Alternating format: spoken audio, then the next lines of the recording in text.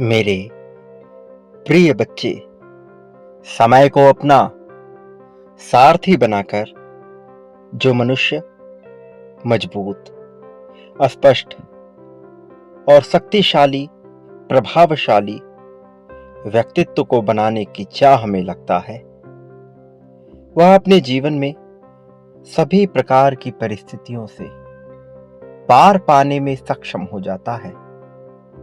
उसकी मजबूती इतनी विशाल हो जाती है कि वह हर पल में प्रसन्नता का अनुभव करने लगता है। जब सब कुछ उसके विपक्ष में होता है, तब भी वह मजबूती के साथ खड़ा होता है। प्रिय बच्चे, जीवन की परिस्थितियों का, मुसीबतों का, तूफानों का सामना जो मनुष्य करने की चाह करता है, बजाय इस बात के कि वह डर कर, दुबक कर छिप जाए, यह कल्पना करे कि सारी चीजें अपने आप समाप्त हो जाए, जो निडर होकर यह कहता है कि चाहे कोई भी परिस्थिति क्यों ना हो जाए, चाहे मैं हार ही क्यों ना जाऊं, चाहे सब कुछ समाप्त क्यों ना हो जाए, मैं फिर भी खड़ा रहूंगा। जो भी होगा उसका सामना करूंगा, मैं सब कुछ देख लूंगा। ऐसी भावना रखकर जो मनुष्य जीवन से संघर्ष करने की अपनी मंशा को स्पष्ट करता है, उसे जिताने के लिए स्वयं फरिश्ते आते हैं। जीवन की परिस्थिति जब विपरीत होती है, तब या तो उससे मनुष्य बचकर भाग निकलने की, छुपकर डर कर भाग निकलने की चाहत रखता है, या तो खुलकर उसका सामना करने की चाहत रखता है। जो भाग सकता है और जो भागता है, वह अंततः और बड़ी मुसीबत का सामना कर रहा होता है। उसका मन बार बार उसे और भी ज्यादा पीछे की ओर ढकेलता है। वह बार बार उसी में फंसा रहता है कि कब कहीं ऐसा ना हो कि वह परिस्थिति फिर से आ जाए, कहीं ऐसा ना हो कि वह फिर से फंस जाए, और उसका मन बार बार उसी में फंस कर रह जाता है। वह हर समय डर से घिरा हुआ रहता है। वह छोटी छोटी बातों पर चिड़चिड़ा होने लगता है, परेशान होने लगता है, तकलीफ उसे खाए जाते हैं, और जीवन के हर पल में आनंद लेने के बजाय वह अपने उसी अतीत में उलझा हुआ रहता है। मेरे प्रिय बच्चे, तुम्हें भागना नहीं है। तुम्हारे लिए बेहतर यही है कि तुम आगे बढ़कर सामना करो। जैसे ही वो परिस्थिति आए, तो तुम्हें पहला विचार यही करना है, यही सोचना है कि तुम्हें उसका सामना करना है। तुम यह सोचो कि चाहे जो भी हो जाए, तुम इसका सामना ही करोगे। पहले इसे खत्म करोगे, रुकोगे, ठहरोगे, गिरोगे, संभलोगे, अकेले होगे, कई बार साथी होंगे, कई बार कोई नहीं होगा, कई बार रोओगे, कई बार बिलखोगे, कई बार रास्ते नजर नहीं आएंगे। लगेगा सब समाप्त सा हो गया, लगेगा तुम्हारा कोई वजूद नहीं, लगेगा सब कुछ तुमसे छीना जा रहा है, लेकिन फिर भी तुम सामना करोगे, तुम टिके रहोगे, मजबूती से सामने आओगे। मेरे प्रिय बच्चे, हंसोगे, रोओगे, तकलीफ से गुजरोगे, लेकिन जब तुम्हारे भीतर यह मनसा होगी कि तुम इसका सामना करके, इसे समाप्त करके ही दम लोगे, तो फिर सारा संसार तुम्हारी प्रशंसा करेगा। तुम्हारे भीतर ऐसा आत्मविश्वास उमड़ उठेगा कि तुम सोच भी नहीं सकते। तुम्हारे भीतर ऐसी आवृत्ति, ऐसी जागृति, ऐसी सचेतता आएगी कि तुम्हारा रोम रोम प्रसन्नता से खिल उठेगा। किस बात का भय है तुम्हें? क्या सोचकर डर रहे हो तुम? क्या खो जाने के लिए डरते हो? क्या छूट जाने का भय है? याद करो वो पल जब वह तुम्हारा था ही नहीं। याद करो वह पल जब तुम अकेले थे, बिलख रहे थे, रो रहे थे, ना धन था ना प्रेम। याद करो वह पल जब यह सब तुम्हारे जीवन में प्रवेश ही नहीं किया था। याद करो वो पल जब इसके बिना तुम रहे हो। यदि ऐसा हो भी जाए तो किस बात का भय? मेरे प्रिय बच्चे, जो भय विहीन होता है, जो निर्भय होता है, अंततः यह सब उसी को प्राप्त होता है। और जो भय से ग्रस्त होता है, जो बार बार यह विचार करता है कि भविष्य कैसा होगा, वह आकर्षण की शक्ति के चलते उसी तरह के विचारों में लिप्त रह जाता है और अंततः वह कुछ भी नहीं पाता। मैं नहीं चाहता कि तुम स्वयं को कमजोर आंको। अपने शरीर पे कार्य करो, अपनी सेहत पे कार्य करो, योग का सहारा लो। मैंने तुम्हें निरंतर चेताया है, निरंतर यह बताया है कि तुम्हें नियमित होना होगा। अनुशासन को समझाया है, बार बार समझाया है कि अनुशासन क्या है। बार बार समझाता रहा हूं कि ये क्या है और बार बार समझाता भी रहूंगा। मेरे प्रिय, अपने आलस्य को त्याग कर अपने मन को अपने वश में करके आगे बढ़ो। तुम्हारी बुद्धि सब कुछ जानती है। तुम्हारी बुद्धि जानती है क्या सही है, क्या गलत है। तुमने कथाओं में सुना है, कहानियों में इसका जिक्र हुआ है। तुम हर चीज से वाकिफ हो, सारे सच्चाई को जानने के लिए इच्छुक रहे हो और सारी सच्चाई से तुम परिचित हो। फिर भी सत्यता को तुम समग्र रूप से नहीं देख रहे, टुकड़ों में बांट रहे हो अपने जीवन को, अपने जीवन की सच्चाई को। मेरे प्रिय, अपने आप को ऐसा व्यक्तित्व बनाकर उभारो जिसकी हर कोई प्रशंसा करे। तुम बस नियमित हो, तुम बस इसके लिए कार्य करो। कोई बहानेबाजी नहीं चलेगी, कोई शिकायत नहीं चलेगा। तुम्हें आगे आना होगा, हर तरह की तकलीफ से जूझना होगा, उससे निकलकर सामने आओ।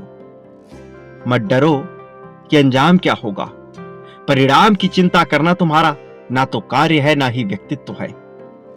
इससे उभर कर सामने आओ।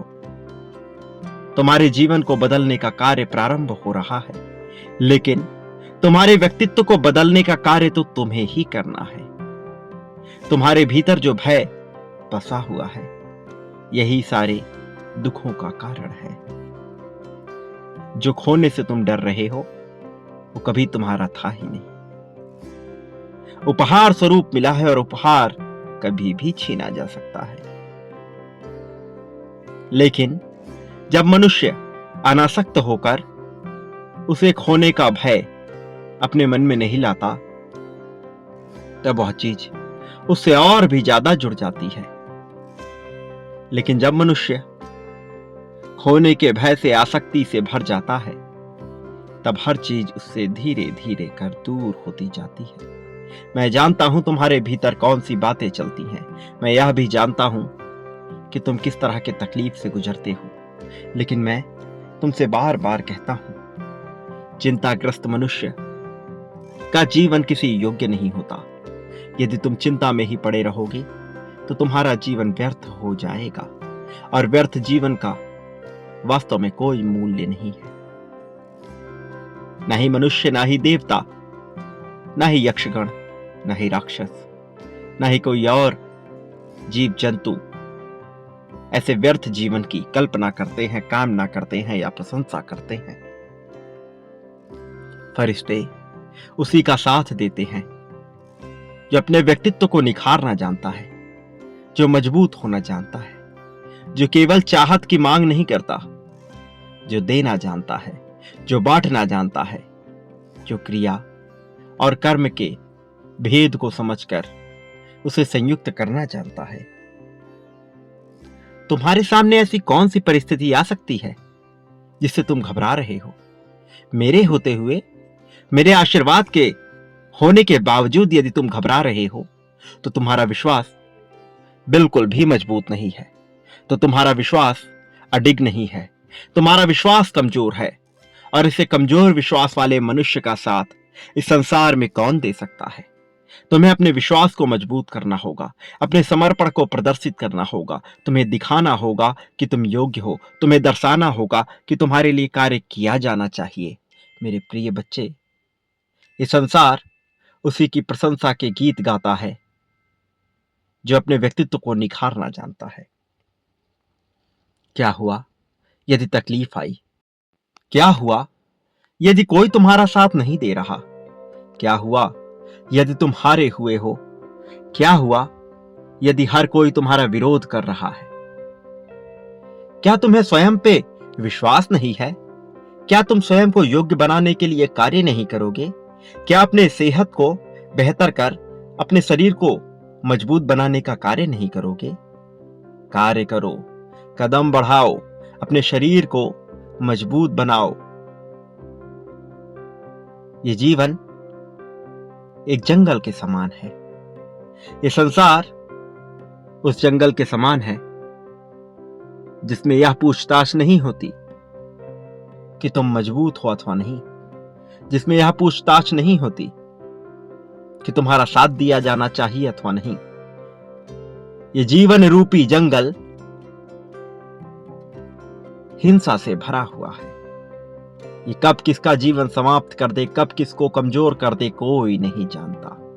लेकिन जो मनुष्य इस जंगल का सामना करने से भयभीत नहीं होता, इसमें अपने आप को मजबूती से खड़ा करने के लिए प्रयासरत रहता है, यह जंगल उसे अपनी सर आंखों पर उठा लेता है।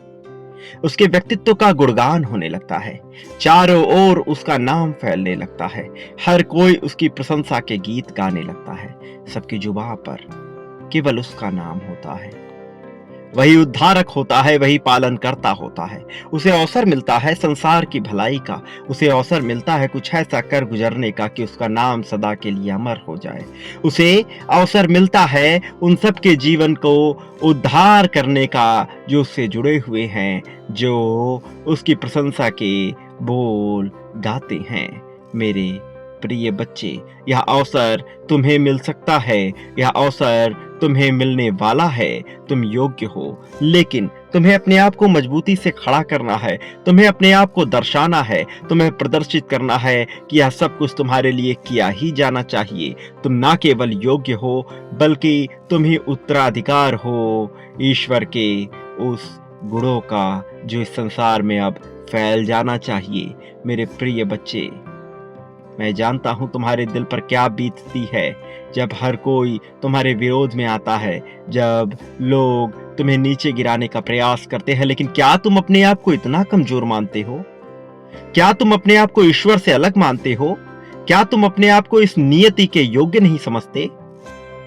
यदि ऐसा होगा तो यह ब्रह्मांड भी तुम्हें योग्य ना समझेगा। मैं चाहता हूं कि तुम अपने आप को योग्य मानो। मैं चाहता हूं कि तुम समझो कि संसार में बांटने का नियम, आकर्षण का नियम, कर्मों का नियम कैसे कार्य कर रहा है। मैं चाहता हूं कि तुम संसार के गति को समझो, जीत को समझो, आगे बढ़ने की चाह को ना केवल प्रदर्शित करो बल्कि इसे अपने जीवन में पूरी तरह से उतार दो।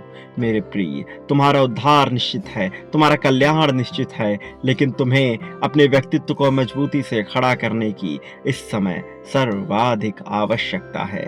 मेरे प्रिय बच्चे, यह याद रखो, बांटने वाला ही संसार में पाने का गुण रखता है, और जो बांटता है उसे कई गुना ज्यादा मात्रा में वह प्राप्त करता है जो उसने बांटा है। प्रेम, धन, संपत्ति, समृद्धि, त्याग, शोक, समर्पण, अशोक, ईर्ष्या, द्वेष, जलन, अपनापन, मित्रता, लगाव, दुराव, आसक्ति, अनासक्ति, इस संसार में मनुष्य जो कुछ भी बांटता है उसे कई गुना होकर अपने पास पाता है। तुमने बांटना प्रारंभ किया है, इसका परिणाम तुम्हें अवश्य मिलेगा। यह आज नहीं दिखेगा, तत्काल नहीं दिखेगा, किंतु यह घटित हो रहा है सदा सदा के लिए। जो सालों के लिए घटित हो रहा है वह तत्काल तो नहीं दिखेगा, किंतु यह होगा विशाल रूप में। जितनी ज्यादा मात्रा में बांटोगे उससे कई गुना ज्यादा मात्रा में पाओगे। यह चक्रवृद्धि की तरह है। यह समझ से परे है, किंतु यह होता है, यह हर समय हो रहा है। मेरे प्रिय बच्चे, तुम क्या पाना चाहते हो उसे बांटना प्रारंभ करो। यही तुम्हारे लिए आवश्यक है, यही इस समय की मांग है, यही नियति की चाह है। मेरे प्रिय, तुम इस संसार में ना तो कभी अकेले थे, ना ही कभी अकेले होगे। जीतना तुम्हारा गुण है, तुम्हारा परिणाम है, तुम्हारा लक्ष्य है, तुम्हारे लिए प्रसाद है, आशीर्वाद है। यह होगा। तुम आगे तो बढ़ो, तुम कदम तो बढ़ाओ, तुम्हारी जीत सुनिश्चित हो जाएगी। किंतु तुम्हें प्रयासरत रहना होगा, तुम्हें लगे रहना होगा। तुम्हें डरना नहीं है, भयभीत नहीं होना है, घबराना नहीं है, विचलित नहीं होना है। तुम्हारे लिए सब होगा। मेरे प्रिय बच्चे, इसी क्षण संख्या 3333 लिखो। 33 33 इसी पल में तुम्हें लिखना है और साथ ही अपनी जीत की पुष्टि करनी है। तुम जीत रहे हो, इस बात को लिखो। यह लिखो कि तुम्हें यह जीत इसी क्षण मिलनी चाहिए। यह हो रहा है, पर्दे के पीछे सब कुछ घटित हो रहा है। तुम्हारी सोच, तुम्हारी नजर से परे, तुम्हारी दृष्टि से परे, किंतु यह हो रहा है, प्रतिपल घटित हो रहा है। मेरे प्रिय, मेरे आने वाले संदेशों की प्रतीक्षा करना। मैं अवश्य आऊंगा तुम्हारा मार्गदर्शन करने, तुम्हें जीत दिलाने, जीत की राह में तुम्हें आगे ले जाने के लिए। सदा सुखी रहो, तुम्हारा कल्याण होगा।